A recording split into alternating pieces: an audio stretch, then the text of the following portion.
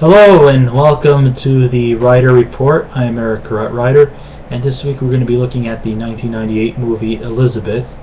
Elizabeth was written by Michael Hurst and it was directed by Shakir Kapoor. This movie took 7 Oscar nominations, 2 of which were winners. Unfortunately, Cate Blanchett did not win her respected award for Best Actress in a Leading Role. That went to Gwyneth Paltrow for her performance as Viola in Shakespeare in Love. But Blanchett did actually went on to win for Best Supporting Actress. The genre of the movie it's a period piece, and it chronicles the early years of Queen Elizabeth I as she went on to rule England from 1558 up until her death in 1663. And it also deals with a lot of other issues that relate to the time period, including the war on religion between Catholics and Protestants, and with the fear of the Protestant uprising, Queen Mary I, her predecessor, threatens to kill off anybody who has Protestant beliefs. They're often labeled as heretics. She is not married and she does not have any children, and so therefore if she is to die, her sister Elizabeth I would end up becoming the new queen. But because of their religious differences, because Mary I, or Bloody Mary as her naysayers often called her, was a Catholic and Elizabeth I was a Protestant, she did not want her sister to become queen, so she threatens to have her killed. Then there was the announcement that she was to have a child, but unfortunately that pregnancy actually was a tumor. So as her illness started to progress, she had a sudden change of mind, so she decided to make her sister the new Queen of England. During her reign as Queen of England, Elizabeth had to go through a series of trials and tribulations. Such trials and tribulations include Catholic supporters of Queen Mary would try to do everything they can to dethrone her. Of course, England at the time was bankrupt, and the English army had been wiped out, and Mary of Guise from France was also sending troops over the Scottish border. So she definitely had a lot of sawdust to wipe out. Plus also there was the pressures to try to get her to take some noble person's hand in marriage. But being the powerful, strong-willed individual, she refrained from taking anybody's hand in marriage, especially her lover, Sir Robert Dudley, the Earl of Leicester. Of course, once word got around that he was already married and was committing an act of adultery, he was also eventually taken out of the picture. And Mary, of course, claimed that England is all who she has to marry. That's right, she is in love with her country and she is married to her country, and she mentions that quite vocally during the 2-hour, 4-long duration of this movie. Okay, here's sort of my personal point of view about the movie. I actually enjoyed the movie immensely. I've always been a big fan of Elizabethan era movies, TV miniseries. There's been many of them, and they're all very fascinating. The props and the costumes and the settings really looked authentic. I thought the overall was a visual treat on the technical side.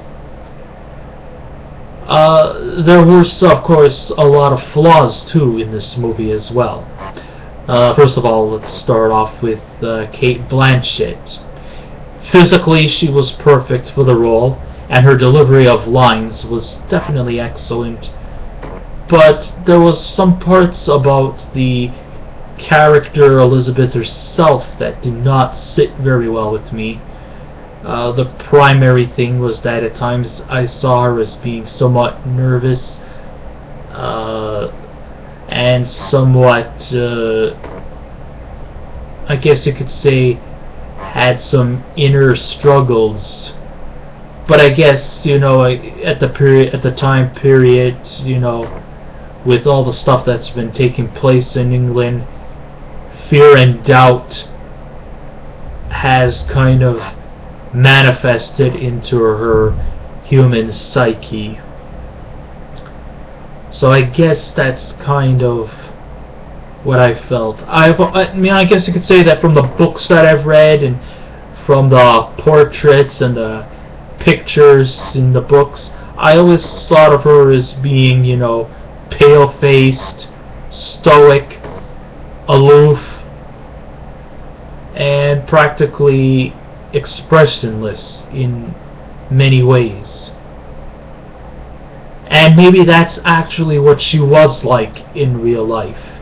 But, as I expect from a historical movie that was made in Hollywood, I probably would not have expected too much in terms of historical accuracy, because a lot of stuff is in historical accounts have always been inaccurate in Hollywood pictures. This one here, of course, is no exception. There were a few scenes that I also found quite appalling, like the scenes where she actually was engaged in a sexual act with Sir Robert Dudley, and all the ladies in waiting who were watching over them. I thought it lacked decency, and the scene overall was kind of awkward. I thought she was the Virgin Queen. This does not actually convince me that she was a virgin, or maybe there was some conspiracy that Queen Elizabeth I was not really a virgin, and that maybe she did get into some sexual acts. There was even talks that she was involved in a relationship with the Duc d'Anjou, who later became King André le Trois in France, and that she may have also was involved sexually with her sister Mary, Queen of the Scots' husband, King Philip II of Spain. I mean, these guys were all proposing to marry her. Instead of calling her the Virgin Queen, I would like to often label her more as the unmarried Queen. I guess that's probably what they were trying to get at.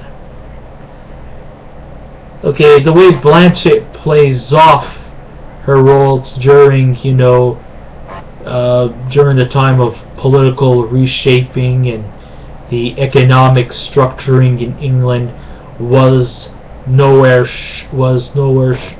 short of perfection. I thought that was handled in one of the most brilliant ways possible. And this was actually something that I did expect from her. I did expect her to use her own independence and not really depend on others to tell her how to rule England. She showed a lot of poise, she showed a lot of empowerment, and I guess in some ways she could be defined as one of the earliest well-known feminists in the Elizabethan era. I mean, if you think that feminism is a rather new thing, 19th century contraption, I don't think so. I think feminism has actually been around for many centuries, and Elizabeth I purely conveys one of the earliest feminists in the time period.